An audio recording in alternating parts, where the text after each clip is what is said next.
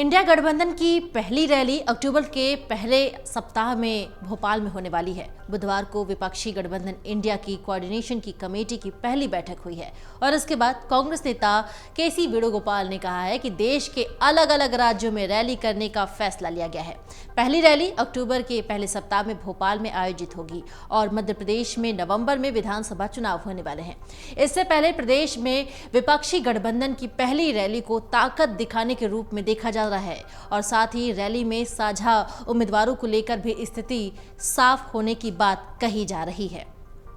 लोकसभा चुनाव की तैयारी में जुटे Indian national developmental inclusive alliance यानी इंडिया गठबंधन ने भोपाल में पहली जनसभा करने की बात कहकर भाजपा के लिए चुनौती खड़ी कर दी है, जिसके जरिए विपक्षी गठबंधन अपनी ताकत दिखाना चाहता है।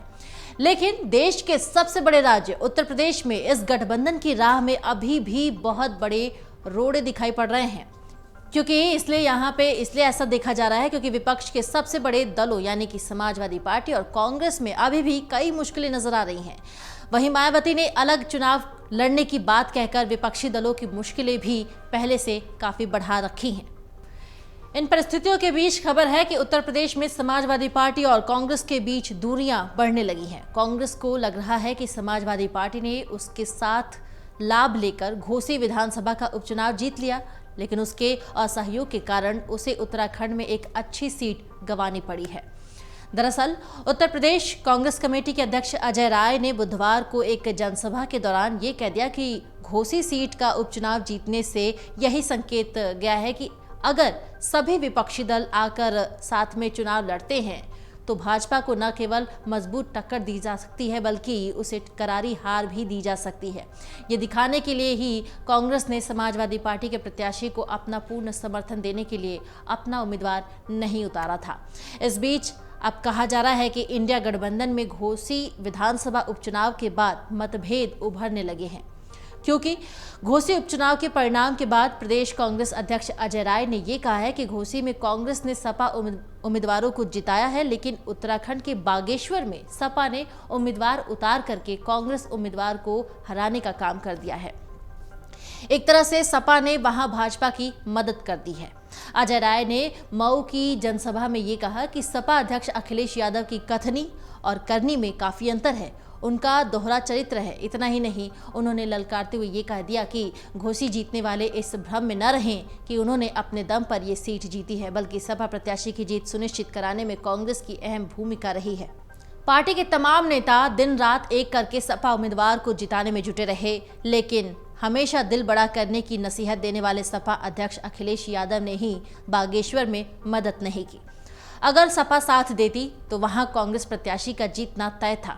बागेश्वर में सपा का कोई अस्तित्व ही नहीं है, बावजूद इसके उन्होंने प्रत्याशी उतारा और किसी न किसी रूप से भाजपा की मदद कर डाली। बागेश्वर में कांग्रेस के बसंत कुमार को भाजपा प्रत्याशी पार्वती ने 2402 वोट से हरा दिया था, जबकि सपा को 637 वोट मिले थे।